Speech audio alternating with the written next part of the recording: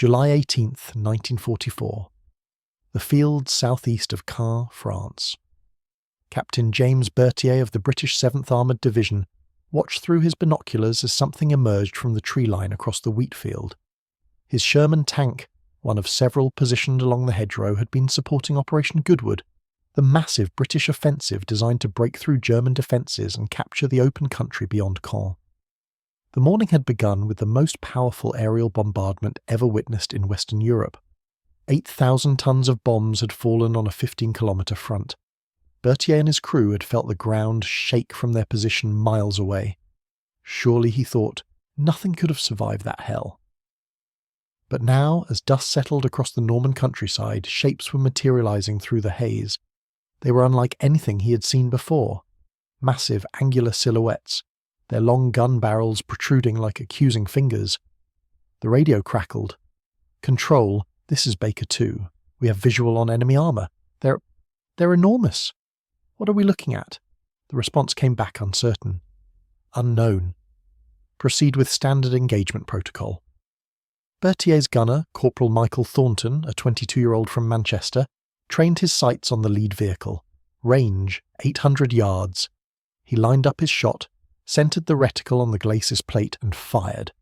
The 75mm gun of their Sherman kicked back with its familiar bark. Through the smoke they watched the tracer streak across the field. It struck dead centre and bounced.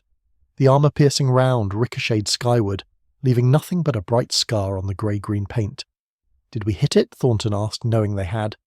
"Direct hit," Berthier confirmed, his voice hollow. "No penetration."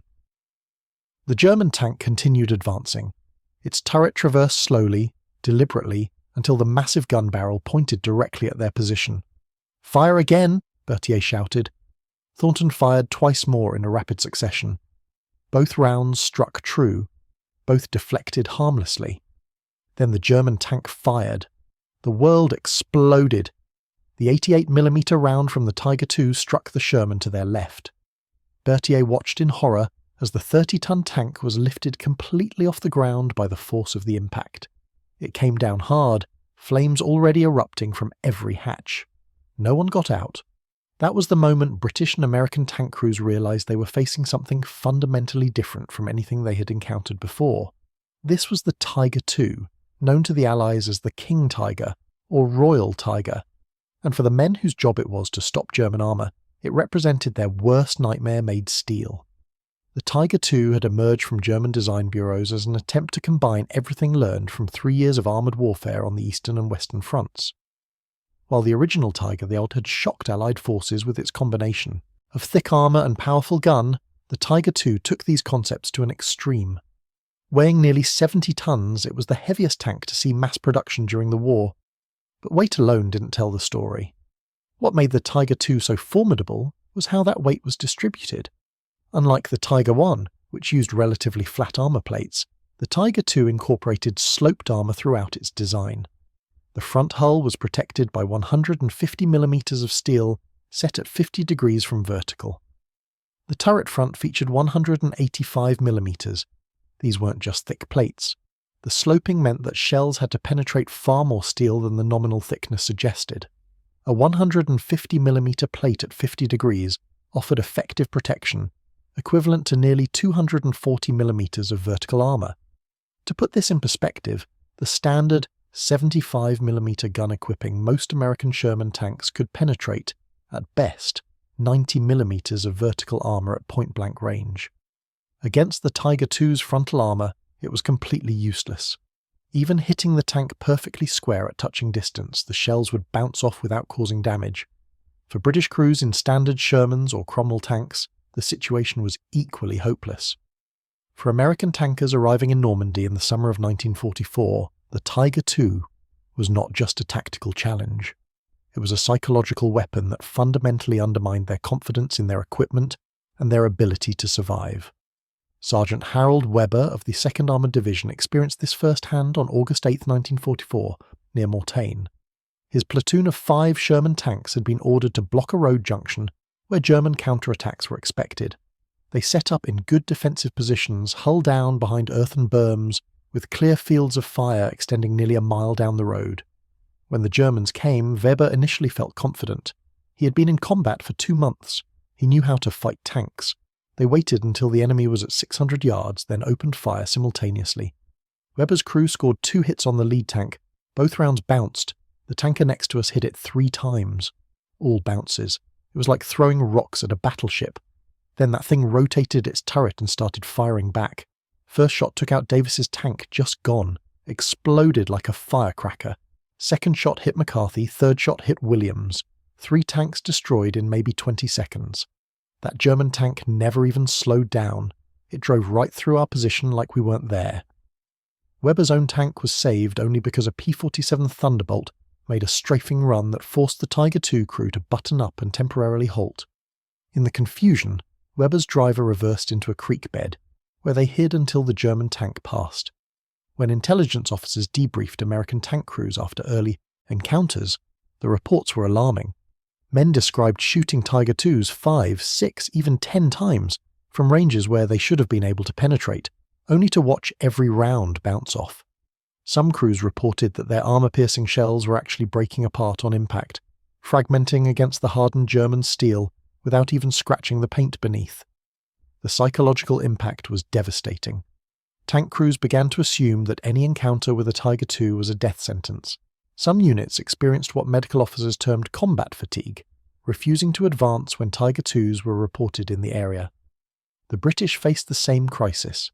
After Operation Goodwood, where 12 Tiger IIs of the 503rd Heavy Tank Battalion inflicted catastrophic losses on British armour, commanders realised they had a serious problem. Standard engagement doctrine called for aggressive flanking manoeuvres and concentrated fire. Against the Tiger II, these tactics often failed. The sides and rear of the Tiger II, while less protected than the front, were still formidable. The side hull armour was 80 mm thick. The side turret armour ranged from 80 to 100 mm. These thicknesses could still defeat standard 75 mm armour-piercing rounds at anything beyond point-blank range, especially if the Tiger II crew angled their tank even slightly. Corporal Thomas Ridley, a gunner in the British 11th Armoured Division, described the frustration.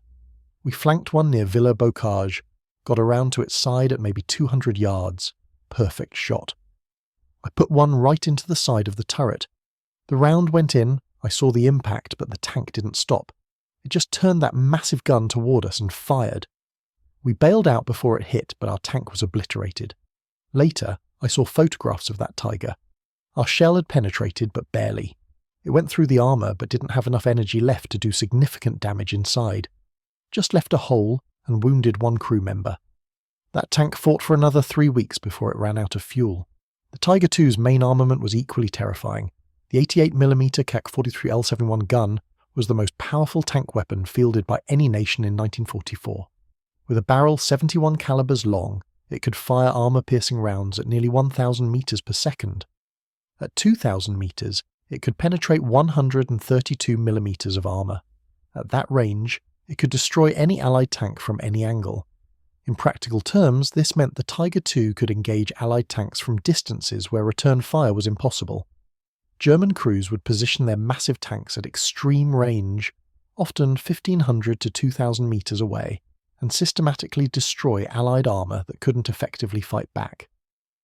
Lieutenant Robert Ferguson of the American 3rd Armoured Division wrote in his diary about an encounter near the Belgian border in September 1944. We saw it sitting on a ridgeline, maybe a mile and a half away, just sitting there, hull down, with only its turret visible. Our company commander ordered us to advance and engage. We moved forward in a line, 12 Shermans. The Tiger just waited. When we got to about 1,000 yards, it started firing, methodical. 1 shot, 1 kill. We fired back, but our rounds were falling short or bouncing off when they did hit. It destroyed 7 of our tanks before we could withdraw. 7, and we never scratched it. The kill ratio of Tiger IIs in Normandy and the subsequent fighting was staggering. While exact numbers are difficult to verify due to the chaos of combat and the tendency of all sides to overclaim, German records suggest that individual Tiger IIs were averaging between 5 and 10 Allied tank kills before being knocked out themselves. Some exceptional crews achieved far higher numbers. But the Tiger II was not invincible. Allied forces did have weapons capable of defeating it, though they were rare in the summer of 1944 and came with significant limitations. The most effective weapon in British service was the 17-pounder anti-tank gun. This high-velocity 76.2mm weapon had been developed specifically to counter heavy German armour. When firing standard armour-piercing ballistic capped ammunition, it could penetrate 163mm of armour at 500 metres and 150mm at 1,000 metres. More importantly, it could fire armour-piercing discarding sabot rounds that could penetrate 256mm at 500 metres and 233mm at 1,000 metres. In theory, this gave the 17-pounder the ability to defeat the Tiger II's frontal armour. In practice, there were complications. The discarding sabot ammunition, while devastatingly effective on paper, suffered from accuracy problems. The sabots, the outer shoe that fell away after leaving the barrel, sometimes interfered with the shell's flight, causing wild dispersion. Hitting a Tiger II's small weak spots at long range with discarding sabot rounds was difficult. Additionally, even when the sabots penetrated, the small penetrator, only about 50mm in diameter, sometimes failed to cause catastrophic damage inside the target. It would punch through the armour but create a relatively small wound channel that might wound crew members without disabling the tank. Still, the 17-pounder represented hope, and the British had found a way to mount it in a Sherman tank. The Sherman Firefly, as it was designated, became the most valued tank in British armoured units. With approximately 2,000 built during the war, Fireflies were typically distributed at a ratio of 1 per troop of 4 Shermans. The Firefly's 17-pounder gun could penetrate the Tiger II's turret front and lower hull at ranges up to 100 metres when using discarding sabot ammunition. This made it the only Allied tank in Normandy capable of reliably engaging Tiger II's frontally. German crews quickly learned to recognise the Firefly by its longer barrel and prioritised destroying them in any engagement. Sergeant Thomas Evans, a Firefly commander with the Northamptonshire Yeomanry, described the pressure. You knew you were the only one in your troop who could hurt those monsters. When a Tiger II appeared, everyone looked to you. Your job was to kill it before it killed your friends. The problem was, Jerry knew it too. They always shot at the Fireflies first. I saw 3 Fireflies in my squadron destroyed in 2 days near Caen. Each time, the Tiger II spotted us, recognised what we were, and eliminated us before we could get a shot off. To survive, Firefly crews developed camouflage techniques. They painted their barrels to disguise their length, making them look more like standard 75mm guns from a distance.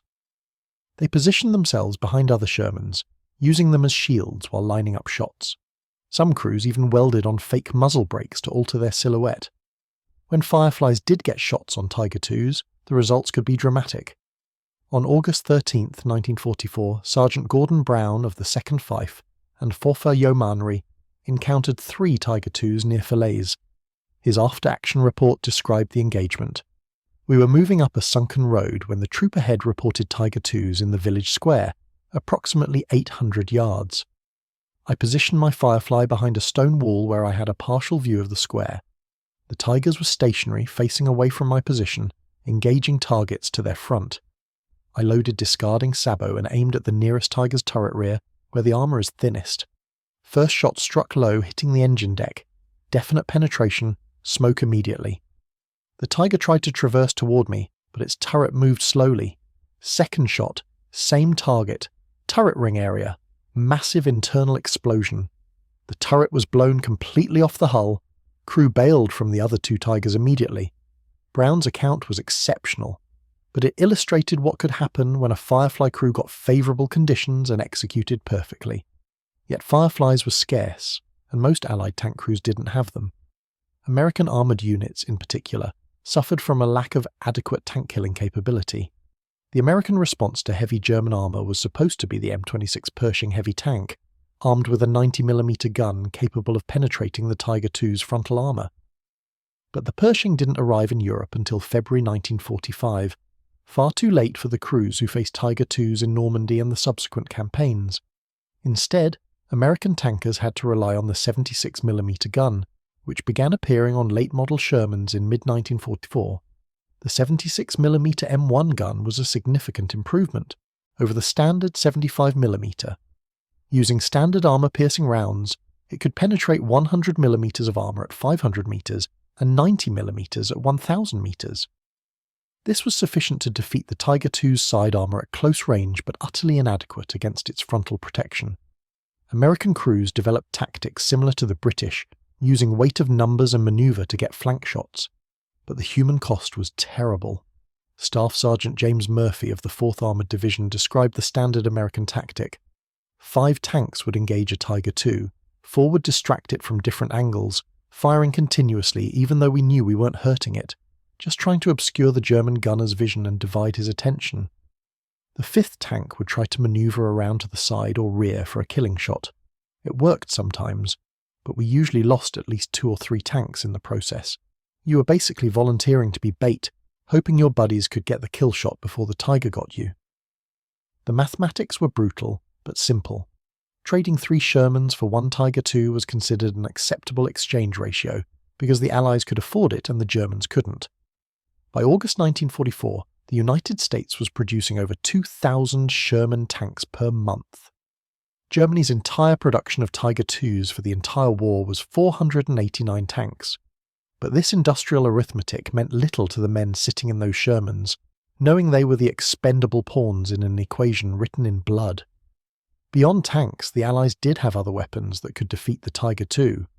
Anti-tank guns, particularly the American 90mm M1 and the British 17-pounder in towed form, could knock out Tiger IIs if positioned well.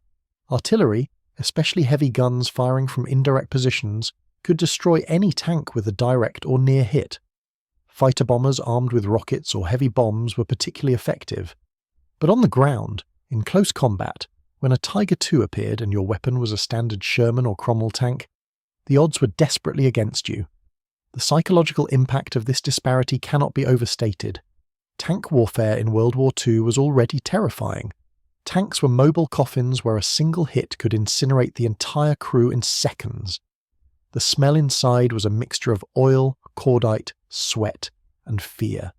Visibility was limited. Noise was overwhelming. The knowledge that you could be destroyed at any moment created constant stress. Now add to that the reality that when you encountered certain enemy tanks, your weapon couldn't hurt them, but theirs could destroy you effortlessly from ranges where you couldn't even see them clearly. Some crews broke under this strain. After the war, military psychologists studied tank crew trauma and found that encounters with Tiger IIs produced lasting psychological damage even among veterans, who had handled other combat stresses well. The feeling of helplessness, of being killed without any ability to fight back, was uniquely devastating. Yet the Tiger II was not the war-winning weapon German propaganda claimed. For all its power, it had critical weaknesses that Allied forces learned to exploit. The first and most obvious was mobility. The Tiger II's massive weight combined with an engine designed for a much lighter tank resulted in chronic mechanical problems. The Maybach HL-230 engine produced 700 horsepower, adequate for the 45-ton Panther tank, but desperately underpowered for a 70-ton behemoth. Top speed on roads was listed as 41 km per hour, but this was rarely achieved in combat conditions. Cross-country speed was often below 15 km per hour. The transmission, also borrowed from lighter tanks, was notoriously unreliable. Tiger IIs frequently broke down, and the complex overlapping road wheel suspension was difficult to maintain in field conditions. More Tiger IIs were lost to mechanical failure and abandonment than to enemy action. Allied intelligence officers who examined, captured and destroyed Tiger IIs were often surprised to find that many had travelled less than 500 kilometres before suffering terminal mechanical problems. The Tiger II's poor mobility made it vulnerable to Allied air power. While the tank's armour could resist most tank guns, it was far more vulnerable to attack from above. Fighter bombers armed with rockets or 1,000-pound bombs could disable or destroy Tiger IIs that would have been impervious to ground fire. The famous Typhoon aircraft of the Royal Air Force, carrying 8 60-pound rockets, became specialists in Tiger hunting. When Tiger IIs were spotted, ground controllers would vector in Typhoons, and the massive German tanks would be pounded from the air. Captain James Collins, a Typhoon pilot with RAF Squadron 609, described hunting Tiger IIs near Falaise. They were easy to spot from the air. Massive things, much bigger than other tanks. We'd come in low, maybe 1,000 feet, fire our rockets in pairs, then break away. Didn't always destroy them outright, but we'd track hits, damage the engine or blow off a track, and that was enough. A Tiger that couldn't move was just a very expensive pillbox. Ground forces would bypass it or artillery would finish it off. Fuel consumption was another crippling weakness. The Tiger II consumed approximately 270 litres of fuel per 100 kilometres on roads, and far more in combat or cross-country movement. As Germany's fuel situation deteriorated in late 1944 and 1945, Tiger IIs were increasingly immobilised not by damage but by empty tanks. Allied forces discovered numerous Tiger IIs, abandoned in perfect working order simply because there was no fuel to move them. The crew capacity to operate such a complex machine was also a limiting factor. Each Tiger II required 5 highly trained crew members, commander, gunner, loader, driver, and radio operator who also served as hull machine gunner. As German manpower shortages worsened, finding and training crews for these sophisticated machines became increasingly difficult. By 1945, hastily trained crews with minimal experience were being assigned to Tiger IIs, dramatically reducing their effectiveness. Perhaps most critically, there simply weren't enough Tiger IIs to matter strategically. From July 1944, when the first Tiger IIs entered combat, to May 1945, fewer than 500 were deployed across all fronts. Compare this to the 50,000 Shermans built during the war, or the 8,000 T-3485s produced by the Soviets. The Tiger II was a prestige weapon, psychologically important but numerically insignificant. For every Tiger II the Allies encountered, they faced dozens of Panzer IVs, Panthers, and tank destroyers that were far more numerous if less imposing. Allied tankers learned that avoiding Tiger IIs was often the best tactic. If one was spotted, artillery would be called in. Air support would be requested. Infantry with bazookas or anti-tank guns would be brought forward. The Tiger II would be bypassed, isolated, and dealt with by specialised units, while the armoured advance continued elsewhere. Lieutenant David Fraser of the British Guards Armoured Division explained the evolved doctrine. By September 1944, we weren't trying to fight Tiger IIs tank to tank anymore. When one appeared, we'd mark its position, pull back out of its range, and call for support. Either the RAF would deal with it, or we'd bring up 17-pounder anti-tank guns, or we'd simply go around it. Charging at Tiger IIs with standard Shermans wasn't brave, it was stupid, and we'd lost too many good men learning that lesson.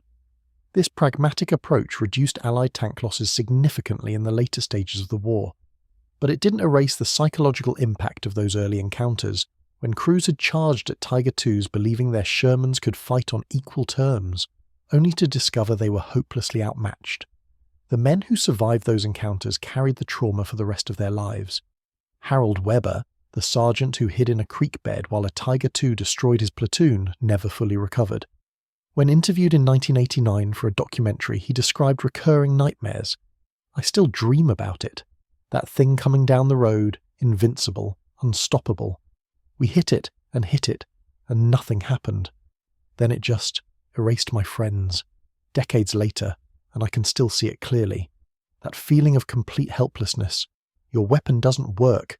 You can't run, you can't fight, you can only die, or hide, and pray." The Tiger II represented a strategic dead end for Germany. In trying to build the perfect tank, German engineers created a machine so heavy, so expensive, and so complex that it could never be produced in the numbers needed to affect the war's outcome. Each Tiger II cost over 300,000 Reichsmarks and required thousands of man-hours to build. For the same resources, Germany could have built 3 or 4 Panzergifas or Panthers, either of which would have been more useful in the actual conditions of late war combat. But in July and August of 1944, when Allied tankers first encountered these monsters in the fields of Normandy, such strategic calculations were irrelevant. What mattered was the stark reality that the tank you were in couldn't hurt the thing trying to kill you. For the men of the 7th Armoured Division, the Guards Armoured Division, the 2nd Armoured Division, and dozens of other units that faced Tiger IIs in combat, it was an experience that redefined fear. Captain Berthier, who watched his first Tiger II shrug off 3 direct hits before destroying his companion tank, survived the war. He commanded tanks through France, Belgium, and into Germany. He faced Panthers, Jagdpanthers, and every other variety of German armour. But when asked decades later what scared him most during the war, his answer was immediate. The first time I saw a Tiger II, when I realized our shells couldn't penetrate it, when I understood that all our training, all our equipment, all our courage, none of it mattered against that thing. For a few minutes, until we figured out how to adapt, we were just targets, not soldiers, not tankers, just targets waiting to be destroyed. That moment, realizing you're helpless in combat, that never leaves you. The Tiger II killed not just tanks but also the comfortable assumptions Allied tankers had held about their equipment and their chances of survival. It forced a brutal education in the limitations of American and British armour, an education purchased with the lives of hundreds of crews who died learning what their tanks could and couldn't do. By the end of the war, Allied forces had developed effective counters to the Tiger II. The tactics, the weapons, and the doctrine existed to neutralise the threat. But for the men who faced these massive German tanks in those early encounters, when nothing seemed to work and death seemed inevitable, the Tiger II remained forever a symbol of technological terror, a 70-ton reminder that in war, superior firepower and armour could make all the difference between life and death, between victory and becoming a burning coffin on some forgotten French road. The King Tiger had earned its fearsome reputation not through propaganda, but through the simple, terrifying reality of being nearly impossible to kill from the front, while possessing the ability to destroy any Allied tank at ranges where return fire was futile. For the tank crews who survived encounters with it, the memory of watching their shells bounce harmlessly off that sloped grey armour remained one of the war's most haunting images, a reminder that sometimes courage and determination weren't enough against cold steel and ballistic physics. The Tiger, to his reign of terror, however brief in historical terms, forced fundamental changes in Allied armour doctrine that would influence tank design for decades after the war ended. By late September 1944, American and British armour schools were completely revising their training manuals. The confident pre-invasion doctrine that emphasised aggressive frontal assault and the offensive spirit was being replaced by more cautious, methodical approaches that acknowledged the harsh realities of facing superior armour. Major Robert Hastings, an instructor at the British Tank Warfare School in Bovington, found himself rewriting curriculum in real time as reports from Normandy flooded in. Everything we'd taught them was wrong, he admitted in a 1947 interview. We'd emphasised aggressive tactics, closing with the enemy, using our numerical superiority and better mobility. Then our boys ran into Tiger IIs and Panthers in numbers, and those tactics got them killed. We had to start teaching survival first, victory second. How to identify German heavy tanks at maximum range. How to disengage when facing superior armour. How to coordinate with air and artillery rather than trying to solve everything with our own guns. It was humbling. The American Armoured Force Board conducted extensive studies throughout the autumn and winter of 1944, interviewing hundreds of Sherman commanders who had faced German heavy armour. The reports painted a damning picture of American tank inadequacy. Lieutenant Colonel William Duncan, who led the investigation, concluded in his December 1944 report, "The current M4 Sherman, even in its improved 76mm gun variant, is fundamentally inadequate against modern German heavy armour. Crews report universal inability to engage Tiger II tanks frontally at any range. The psychological impact of this inferiority is severe. Many experienced tank commanders now exhibit extreme reluctance to engage German armour unless supported by tank destroyers, anti-tank guns, or air support. This represents a crisis of confidence that threatens the operational effectiveness of our armoured forces." The report recommended immediate deployment of the M26 Pershing and accelerated development of even heavier tanks. But these solutions would take months to materialise, and in the meantime, men were dying in machines they knew were inferior. The German perspective on the Tiger II was, perhaps surprisingly, more ambiguous than Allied soldiers might have imagined. Oberleutnant Kurt Knispel, one of the most successful tank commanders in German service, with over 160 confirmed kills, commanded Tiger IIs in the final year of the war. His diary entries, discovered after the war, reveal a complicated relationship with the massive machine. September 3rd, 1944. Our new Tiger II is impressive in appearance and firepower, but a nightmare in practice. This morning we travelled 12 kilometres and broke down twice. The transmission is the weakness. It cannot handle the weight. Müller, my driver, says it feels like we're asking a horse to pull a locomotive. The enemy fears this tank, and rightly so. But I fear we will be killed not by American shells, but by a broken drive shaft on some meaningless road 50 kilometres from the front. Is this progress? Later entries became more bitter. October 17th, 1944. Fuel again. We have this magnificent weapon, and no fuel to move it. We sit positioned as a pillbox while the Americans simply drive around us. What is the point of armour that cannot manoeuvre? What is the point of a gun that cannot reach the battle? We are building the finest weapons in the world while losing the war because we cannot produce them in numbers or fuel them adequately. It is madness. These frustrations were common among Tiger II crews. The tank's technical brilliance was undermined by Germany's collapsing industrial capacity and supply system. Hauptmann Ernst Bachmann, who commanded a Tiger II company in the 2nd SS Panzer Division, described the surreal experience of having the most powerful tank in the world while surrounded by shortages of everything else. We had tanks that could destroy anything the Allies fielded, but we often had no fuel to drive them, no ammunition to reload after engagements, no spare parts to repair them, and increasingly, no trained crews to man them. In November 1944, I received 3 replacement crews fresh from training. They had less than 20 hours of driving experience in Tiger IIs. 20 hours. Before the war, we trained for 6 months before being considered combat ready. Now, we were sending boys into these complex machines with barely enough training to start the engine, and we expected them to fight experienced American tankers supported by overwhelming air power. It was criminal. The declining quality of German crews became increasingly apparent as the war progressed. Early Tiger II units, manned by veterans transferred from Tiger Throne battalions, were formidable, but by early 1945, many Tiger IIs were crewed by hastily trained soldiers who lacked the experience to exploit the tank's capabilities. On February 8, 1945, near the Ruhr River, an experienced American tank destroyer crew, commanded by Sergeant Paul Martinez, engaged a Tiger II at close range. His after-action report described an encounter that would have been unthinkable 6 months earlier.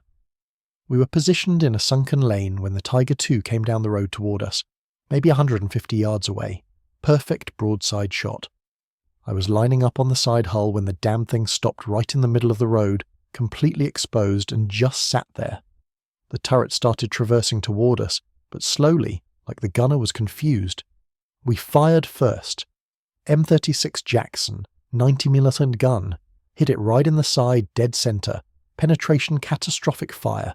The Tiger II burned for 3 hours. When intelligence officers examined it later, they found the crew had been in combat for less than a week. The commander was 19 years old. They'd made every mistake you could make, exposing their flank, stopping in the open, slow target acquisition. 6 months ago, a Tiger II crew would never have been so incompetent, but by then, Germany was running out of veterans. As Allied forces pushed into Germany itself in early 1945, Tiger II encounters became increasingly rare. The massive tanks were being conserved for defensive positions, often dug in as immobile fortifications rather than employed in mobile warfare. Private First Class Eugene Sledge, serving with an American tank battalion in the Ruhr Pocket, described discovering an abandoned Tiger II in March 1945. We came upon it in a forest clearing, just sitting there, pristine, like it had been placed there for a museum display. The paint was perfect, the gun was clean, the track showed minimal wear. Our lieutenant ordered us to be careful, thought it might be booby-trapped.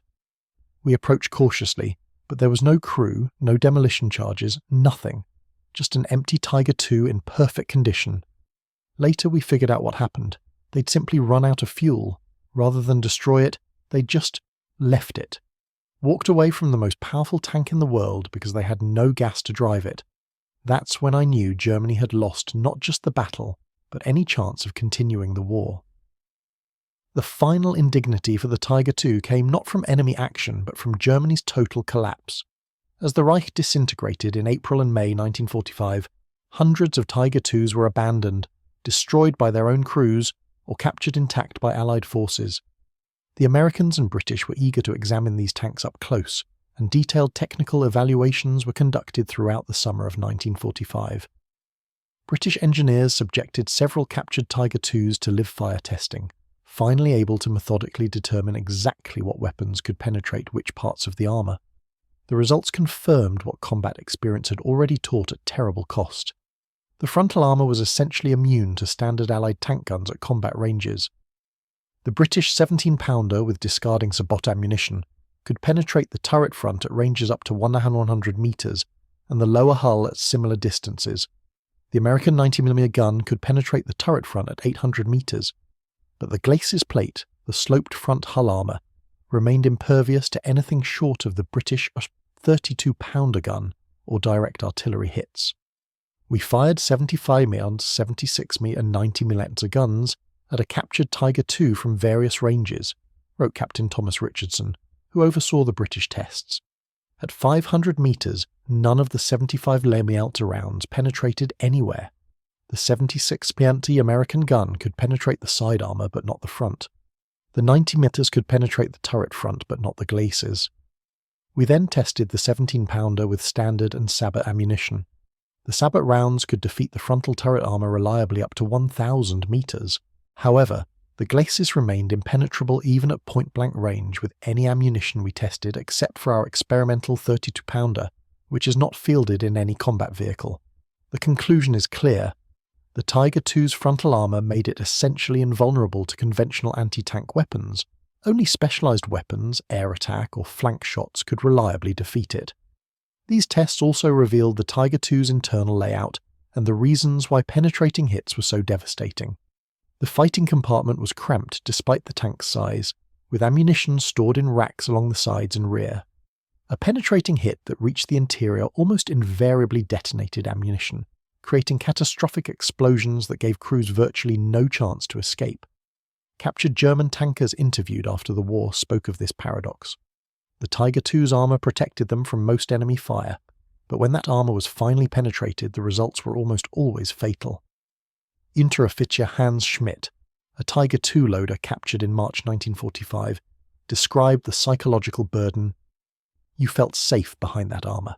Shells would hit and bounce off and you'd feel, not quite invincible, but protected. The walls were so thick. But we all knew that if something got through, if an American 90mm or a British 17-pounder found a weak spot, we wouldn't survive. The ammunition would cook off, and that would be the end. So you lived in this strange state, feeling protected and doomed at the same time. The post-war analysis of Tiger II effectiveness produced varying estimates depending on the methodology used. German records, incomplete due to the chaos of the final months of the war, suggested that Tiger IIs achieved an average kill-to-loss ratio of approximately 5-1. However, these figures counted only combat losses and excluded the substantial number of Tiger IIs lost to mechanical failure, abandonment and lack of fuel. When all losses were included, the ratio dropped to approximately 2-1, still respectable but far from the war-winning advantage German propaganda had claimed. More tellingly, the strategic impact was negligible. The 489 Tiger IIs produced during the war represented less than 0.5% of Germany's total armoured vehicle production in the same period. They tied up enormous resources, manufacturing capacity, rare materials, skilled labour, that could have been used to produce larger numbers of more practical vehicles. Dr. Karl-Heinz Frieser, a German military historian who analysed armoured warfare effectiveness after the war, concluded, "The Tiger II represented the culmination of a flawed design philosophy that prioritised individual vehicle superiority over operational and strategic practicality." Yes, the Tiger II was the most powerful tank of World War II in terms of armour and firepower. But it was also too heavy, too complex, too expensive, and produced in too small numbers to affect the war's outcome. Germany would have been better served building 3 Panzer IVs or 2 Panthers for every Tiger II. But by 1944, rational decision-making had been superseded by Hitler's obsession with wonder weapons and technological supremacy. The Tiger II was the ultimate expression of this delusion, a magnificent machine that accelerated Germany's defeat by consuming resources that could have been used more effectively elsewhere. For the Allied soldiers who faced Tiger IIs in combat, such post-war analysis provided little comfort. The men who died in Shermans and Cromwells, outgunned and out-armoured, didn't care about strategic resource allocation or production efficiency. They cared about survival, and against a Tiger II, survival often seemed impossible. The psychological scars persisted long after the war. Veterans organisations in the United States and Britain found that tankers who had faced Tiger IIs exhibited higher rates of post-traumatic stress than infantry veterans or tankers who had fought in other theatres. The specific terror of being in a vehicle you knew was inferior, firing weapons you knew couldn't penetrate the enemy, created a unique form of psychological damage. Dr. William Patterson, a psychiatrist who treated American veterans in the 1950s, wrote extensively about what he termed armour inferiority syndrome. These men experienced combat in a machine that was supposed to protect them but proved inadequate against specific enemy weapons. The psychological impact was profound. They described feelings of betrayal by their equipment, by their commanders who sent them against superior armour, by the industrial system that produced inferior tanks. Many exhibited symptoms similar to survivors of industrial accidents or building collapses, the trauma of being in a supposed place of safety that proved to be a trap. The tank was meant to be protection, a shield. When it became a coffin instead, the psychological foundations of their role as tankers were undermined. Some veterans refused to discuss their experiences with Tiger IIs at all.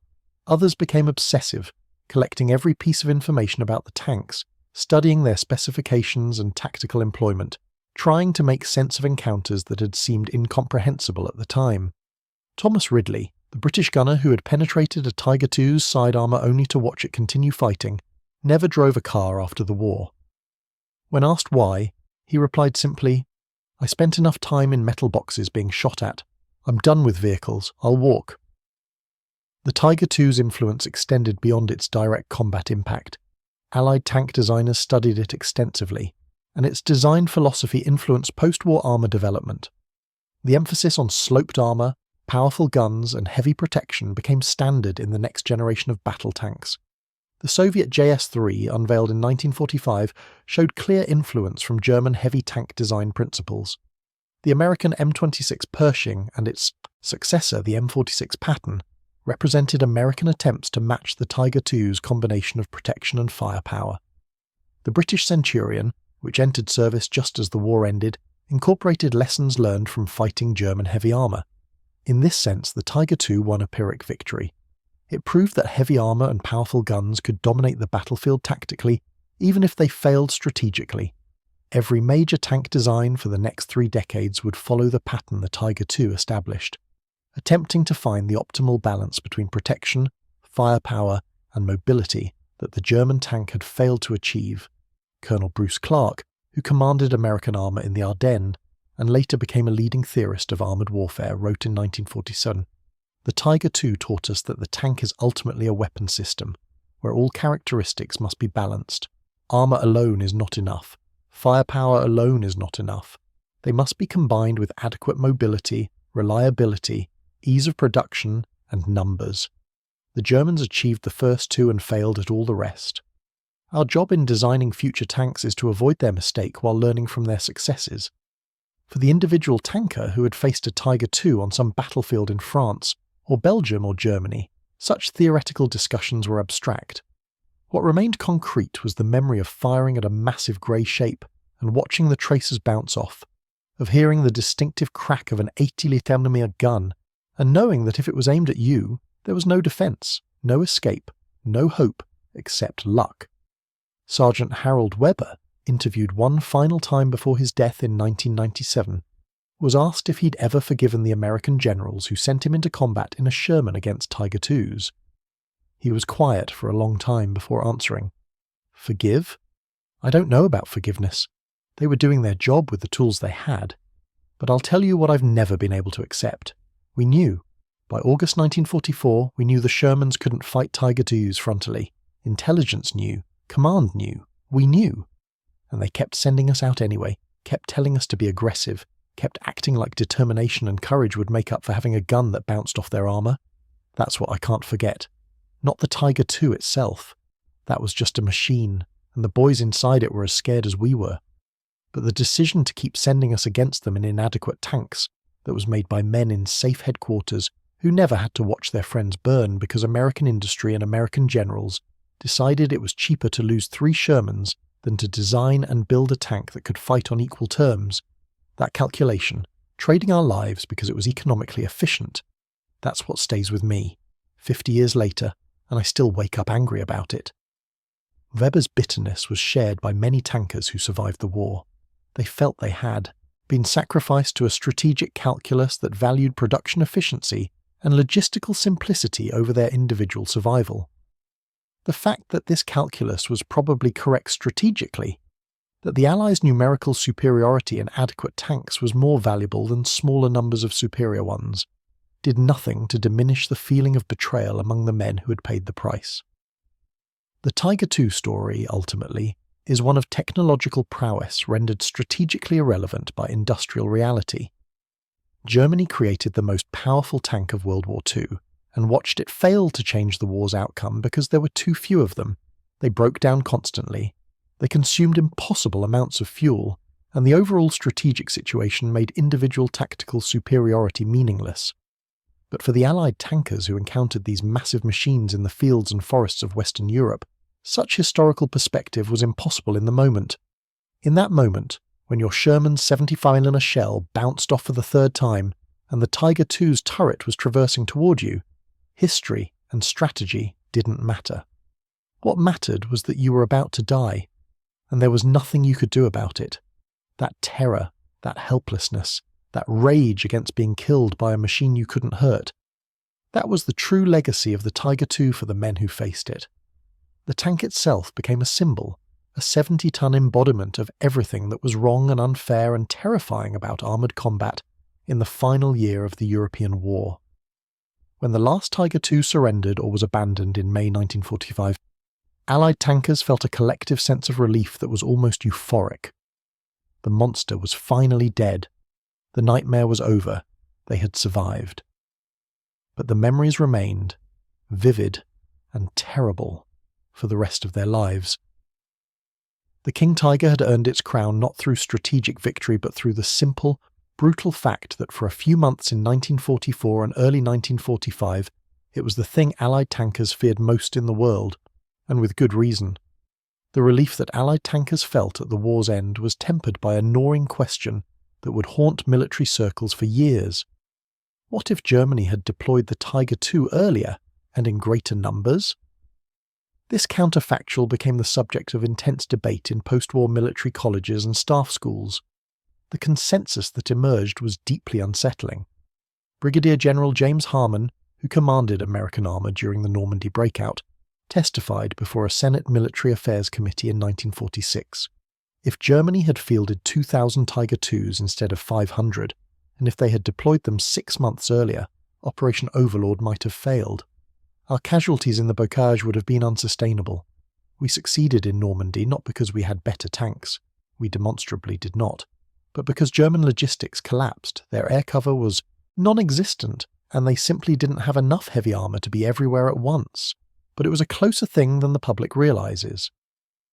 This admission sent shockwaves through American military planning. If the most successful military campaign in American history had succeeded partly through enemy incompetence, rather than American superiority, what did that mean for future conflicts? The institutional response was dramatic. The US Army launched the most comprehensive review of armoured warfare doctrine in its history. Every aspect of tank design, deployment, and tactics was questioned. Colonel Michael Howard, assigned to lead the review, interviewed over 300 tank commanders between 1945 and 1947. His final report, classified until 1973, made for devastating reading. The American tank program of World War II was fundamentally flawed, Howard wrote.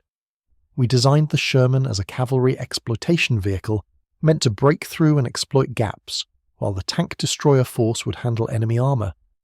This division of labour failed catastrophically when confronted with German heavy tanks. The tank destroyers, being thinly armoured, were just as vulnerable to Tiger IIs as the Shermans were. Meanwhile, Sherman crews found themselves forced into anti-armour roles they were neither equipped nor trained for.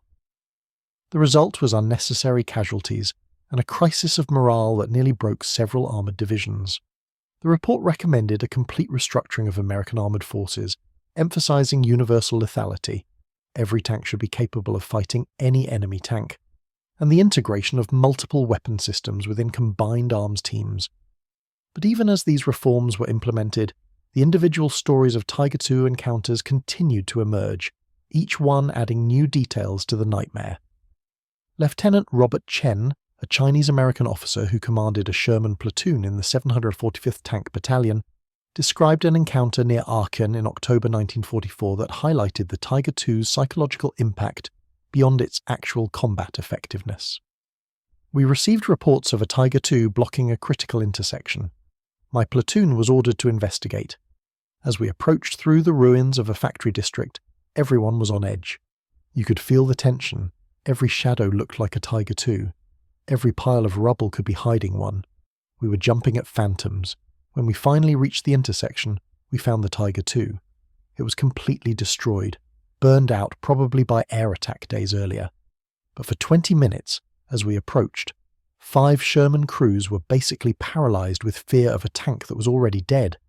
That's what the Tiger II did to us. Even the idea of one could stop an advance. This phantom effect multiplied the Tiger II's impact far beyond its actual numbers. Allied intelligence consistently overestimated Tiger II deployments. Often by factors of 3 or 4, reports would come, in of Tiger II sightings that turned out to be Panthers, or even Panzer IVs seen at poor angles. Every German heavy tank became a Tiger II in the minds of nervous tankers. Major William Bradford, an intelligence officer with the 12th Army Group, documented this phenomenon. We'd received 20 reports of Tiger IIs in a sector where we later confirmed only 3 actually existed. The fear was so pervasive that crews were seeing them everywhere. This wasn't cowardice. These were experienced soldiers who'd faced plenty of combat, but the Tiger II had gotten into their heads. It had become more than a tank. It was a boogeyman. German commanders, aware of this psychological effect, sometimes exploited it deliberately. Wooden mock-ups of Tiger IIs were constructed and positioned to delay Allied advances. In several documented cases, entire Allied units spent hours positioning artillery and calling in airstrikes against fake Tiger IIs, wasting precious time and resources on deception. Oberst Hans von Luck, a regimental commander in the 21st Panzer Division, described the strategy in his memoirs. We learned that the Allies feared the Tiger II more than any other weapon we possessed, so we used that fear. We would position destroyed or broken down Tiger IIs in prominent locations, making them visible to approaching Allied units. The enemy would stop, call for support, bring up heavy weapons. Sometimes we'd gain 6 or 8 hours while they prepared to engage a tank that couldn't even move. Those hours were worth more than gold in our situation. But the real Tiger IIs remained genuinely terrifying for those who encountered them in working order. Corporal David Martinez of the 9th Armoured Division wrote to his family in November 1944, in a letter that was censored at the time but preserved in his personal effects. "We lost Johnson yesterday. Tiger II got him. They told us to wait for tank destroyers, but the captain said we couldn't wait, had to push through. Johnson's tank got hit from maybe a mile away. 1 second he was on the radio telling a joke, the next there was just smoke and fire. They say it's better when it's quick like that, but I can't stop thinking about it. We're in machines that can't protect us from their machines. How is that supposed to work? How are we supposed to keep going forward knowing that somewhere out there is something that can kill us before we even see it, and there's nothing we can do about it?" The censors blocked the letter, concerned about its impact on home front morale. But Martinez's questions reflected thoughts thousands of Allied tankers were having. For some, the answer was a fatalistic acceptance. If the Tiger II was going to get you, it was going to get you, and worrying about it accomplished nothing. These men continued to function, doing their jobs with grim determination. For others, the psychological burden became unbearable. Medical officers attached to armoured units documented increasing cases of what was then called combat exhaustion, but would later be recognised as acute stress reaction and PTSD. Captain Edmund Morris, a medical officer with the 2nd Armoured Division, kept detailed records of psychological casualties. Beginning in late July 1944, we saw a marked increase in stress-related breakdowns among tank crews. Men who had been steady under fire for weeks would suddenly freeze, unable to enter their tanks. Others would become hyper-aggressive, taking reckless chances. Some developed psychosomatic symptoms, tremors, temporary blindness, paralysis with no physical cause. When we interviewed them, Tiger II encounters came up again and again. It wasn't just the danger. Soldiers accept danger.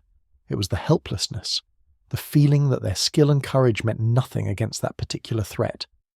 The Army's response to these psychological casualties was often harsh.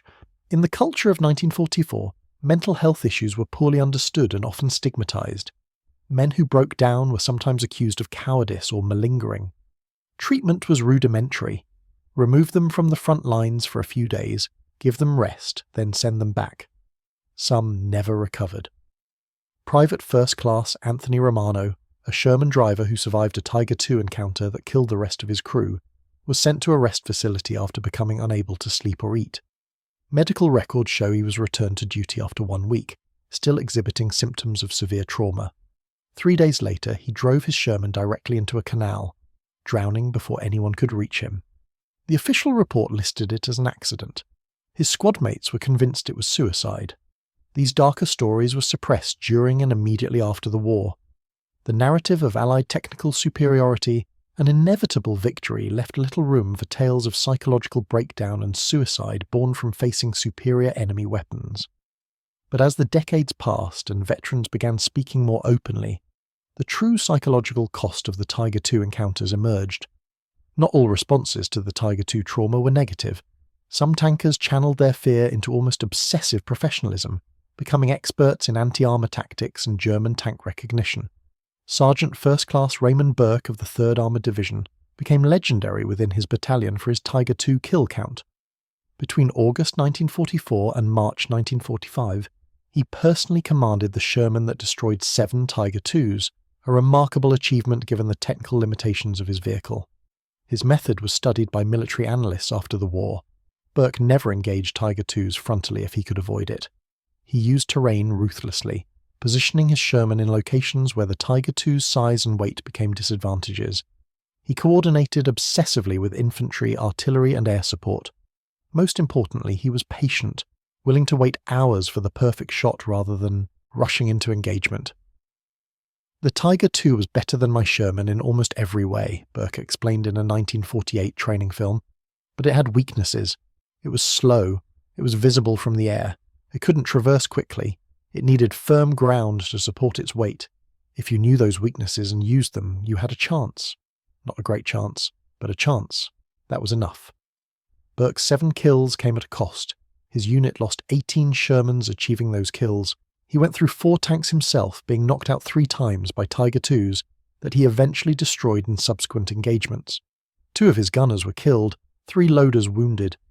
The mathematical exchange rate was horrific, but in the grinding attrition warfare of late 1944, it was considered acceptable. When asked how he coped with the fear of facing Tiger IIs, Burke was blunt. You don't cope with it, you just do your job anyway. Fear is going to be there whether you want it or not. The Tiger II earned that fear, but the job still has to get done, and someone has to do it, so you do it. You don't think about the odds. You don't think about the men you've lost. You just focus on the next shot, the next engagement, the next kill. You can fall apart later. During the fight, you just fight. This stoic professionalism was common among the tankers who survived multiple Tiger II encounters. They developed an almost mechanical approach to combat, suppressing emotion and operating on pure tactical calculation, but even they paid a price. Burke died in 1986 at age 63. His obituary mentioned his Silver Star and his distinguished service. It didn't mention that he had been institutionalized twice for depression, that his marriage had failed due to his emotional unavailability, or that he'd told his daughter shortly before his death that he'd spent 40 years trying to forget the smell of burning tank crews. The British experience with Tiger IIs paralleled the American in many ways, though the British had the advantage of the Firefly and a slightly better institutional understanding of armoured warfare's psychological dimensions.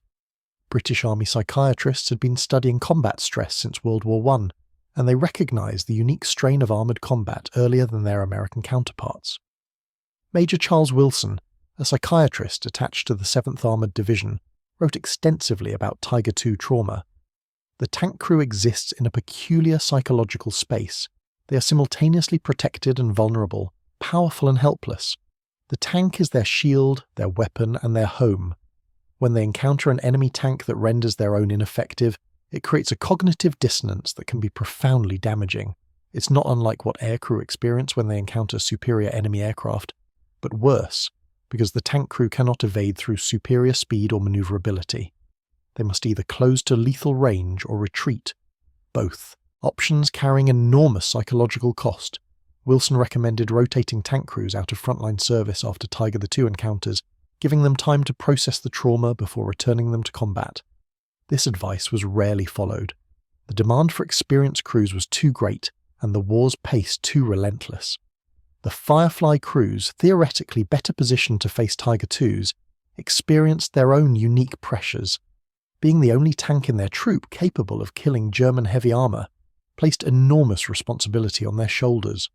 Trooper James MacDonald, a Firefly gunner with the Scots Guards, described the burden.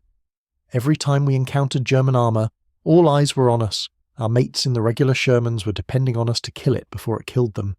The pressure was incredible. Miss your shot and your friends die. It's different from regular combat, where everyone's equally vulnerable and equally capable. We were special, and that specialness was a weight you carried every moment. I had nightmares where I'd miss the shot, watch my mates burn, and wake up knowing that in real life, I might actually do that, might actually fail them when it mattered most. This pressure may have contributed to the high casualty rate among Firefly crews. German tankers quickly learned to identify and prioritise Fireflies, and British records show that Fireflies were knocked out at approximately twice the rate of standard Shermans. Sergeant Gordon Brown, the Firefly commander who destroyed 3 Tiger IIs near Falaise, survived only 3 weeks after that engagement. On September 2, 1944, his Firefly was hit by a Tiger II's first shot at extreme range. The German crew had spotted the longer barrel, identified the threat, and eliminated it before Brown could even acquire the target. His entire crew was killed instantly. "That's what it was like for Firefly crews," explained Captain Thomas Wright, who commanded the squadron Brown had served in. "They were marked men. The Germans knew what they were, knew they were dangerous, and made killing them the top priority. It was an honour to crew a Firefly, but it was also a death sentence more often than not." We lost 53 Fireflies in my regiment between June and December 1944. That's more than twice the number we started with, accounting for replacements. Some Firefly crews lasted days. The exceptional ones, like Brown, might last weeks. But they all knew what their job was, and what it would probably cost them. The Soviet experience with the Tiger II was different in significant ways. Soviet forces encountered Tiger IIs primarily on the Eastern Front from August 1944 onward, and they brought a different tactical philosophy and different weapons to the fight. Soviet heavy tank units were equipped with IS-2 tanks, armed with 120mm guns that could penetrate the Tiger II's armour at reasonable ranges. This gave Soviet tankers a capability their Western allies lacked: the ability to fight Tiger IIs on relatively even terms. Guards Lieutenant Dmitry Lavronenko, who commanded an IS-2 in the 1st Guards Tank Army, described an encounter with Tiger IIs near Warsaw in January 1945. "We engaged 3 fascist heavy tanks at approximately 1,000 metres. A 120 Silbeist gun fired high explosive rounds first to mark the range, then switched to armour piercing. The first shot destroyed the lead Tiger completely. The turret was blown off. The other 2 attempted to retreat but became entangled in street wreckage. We destroyed both. The engagement lasted perhaps 3 minutes. For us, the Tiger II was dangerous but not invincible. We had a weapon that could hurt it, and we knew how to use it." Soviet doctrine emphasized mass and aggression. Rather than the careful, methodical approaches favoured by Western allies, Soviet tank units would often accept horrific losses to achieve objectives. Against Tiger IIs, this meant that even when outmatched, Soviet tanks would press attacks relentlessly. German tanker accounts from the Eastern Front describe being overwhelmed by sheer numbers, even when achieving favourable kill ratios. A Tiger II might destroy 5 or 6 T-34s, but the 20th T-34 would eventually get a flank shot, or simply close to point-blank range where even its smaller gun could penetrate. Oberfeldwebel Wilhelm Schneider, a Tiger II driver who served in Hungary in early 1945, described the Eastern Front experience. "In the West, the Americans and British were cautious. They would probe, retreat if they encountered strong resistance, call for support. This gave us time to reposition, to use our superior firepower effectively. In the east, the Russians just kept coming. They would lose tank after tank, but they never stopped. Eventually we would run out of ammunition or become immobilized by mechanical failure, and then they would swarm over us. The Tiger II was powerful, but it couldn't fight an entire army alone. This numerical disparity was even more pronounced in the east than in the west. While the Western Allies had significant numerical superiority, the Soviets had overwhelming superiority. By 1945, the Red Army was fielding thousands of tanks against German units that might have dozens. The psychological impact on German Tiger II crews was profound. In the West, they at least felt they had a fighting chance, that their technical superiority might allow them to survive and prevail. In the East, they knew they were simply delaying the inevitable. "We called it the steamroller," explained Unteroffizier Franz Müller, a Tiger II radio operator captured by Soviet forces in April 1945. "That was our name for the Red Army. Individual Soviet tanks were inferior to ours, but there were so many. So many. You'd destroy one, and 2 more would appear. Destroy those, and 5 more came. It never ended. The only question was how long you could hold out before you were overrun. Some days I thought we were fighting. The entire Soviet Union by ourselves. Just our one Tiger II against millions of Russians. It was terrifying in a different way than fighting the Americans. With the Americans you might get killed. With the Russians you knew you would eventually be killed. It was just a matter of when." This sense of doomed inevitability created its own psychological pathology among German tank crews. Some became fatalistic, fighting with reckless aggression since survival seemed impossible anyway. Others became cautious to the point of paralysis, hoarding ammunition and fuel because they knew no more was coming. The breakdown of German military discipline in the final months of the war was particularly evident among Tiger II units.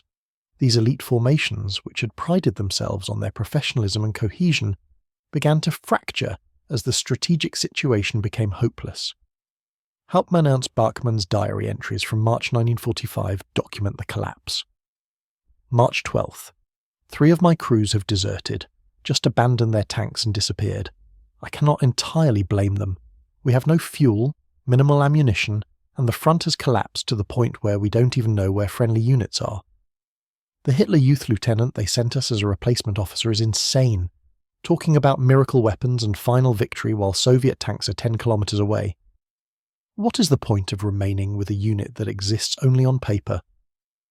March 19th. Received orders to hold a bridge until demolition charges are placed.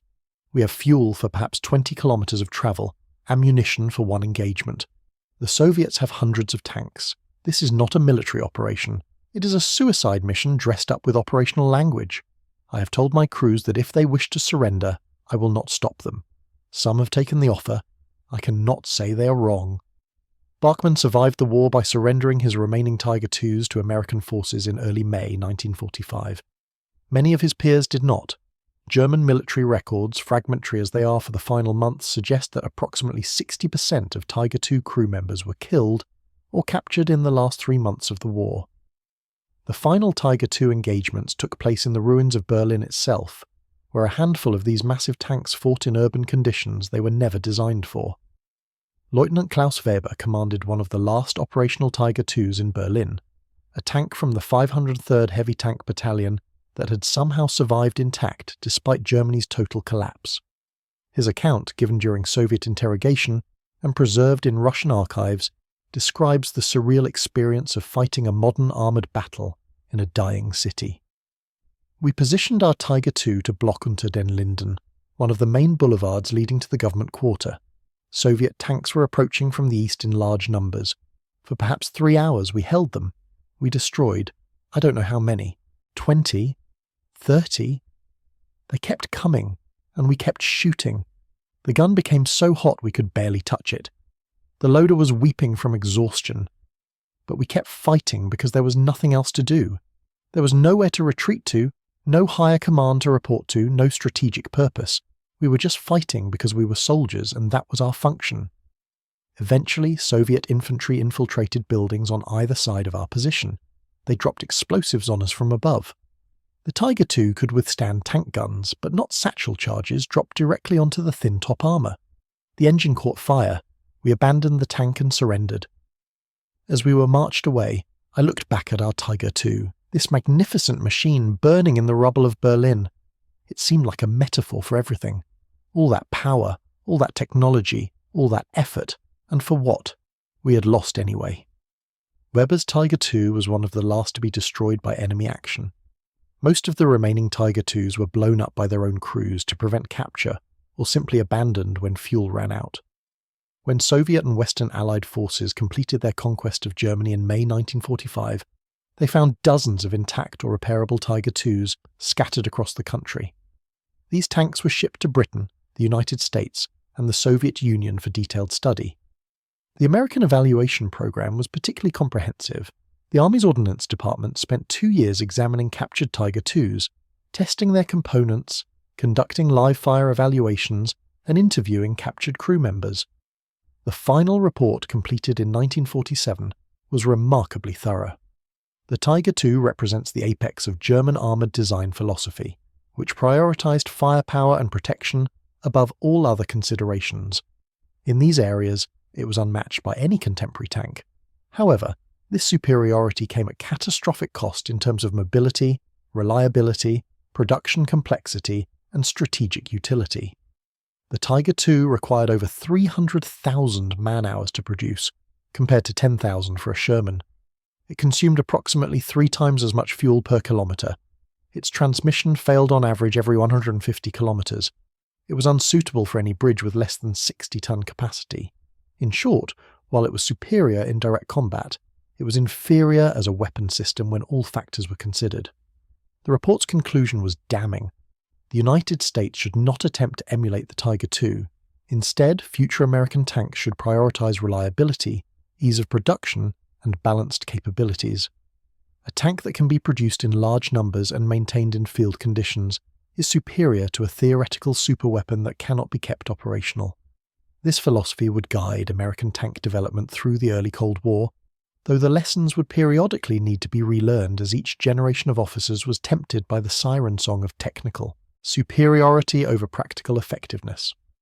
For the veterans who had faced Tiger IIs in combat, the post-war revelations about the tank's mechanical problems and strategic uselessness provided no comfort. They had faced these machines when they were working, when they were terrifying, when they were killing Allied tankers with impunity. Harold Weber, the sergeant who had hidden in a creek bed watching his platoon burn, responded angrily when shown the American evaluation report in 1948. "They're telling me the Tiger II was a strategic failure? Tell that to Davis, McCarthy, and Williams. Tell that to their families. I don't care if it broke down after 150 kilometres. It worked fine when it killed my friends. All these reports talk about kill ratios and production numbers and logistics, but they don't talk about what it felt like to shoot that thing and watch the shells bounce off. They don't talk about the helplessness, the rage, the fear. That's what the Tiger II was to us. Not a flawed strategic weapon, but a 70-ton nightmare that we couldn't hurt and couldn't escape."